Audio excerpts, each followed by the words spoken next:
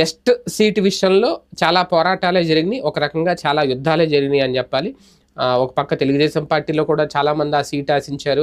జలీల్ ఖాన్ కూడా ఆ సీటు తనకే దక్కాలని అనుకున్నారు. పోతిని మహేష్ ఆ సీటు తనకే దక్కుతుందని ఆశించారు, భావించారు జనసేన పార్టీ తరపు నుంచి.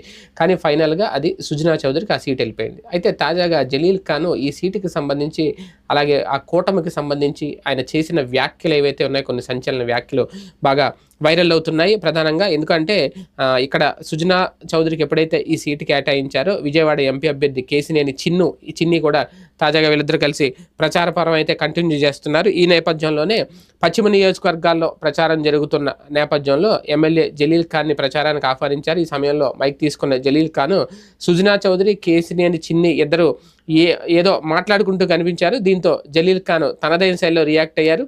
హలో సుజనా చౌదరి గారు, ఓయ్ హలో ఎమ్మెల్యే గారు, ఎంపీ గారు అని గట్టిగా పిలిచారు. దీంతో ఒక్కసారిగా నవ్వులు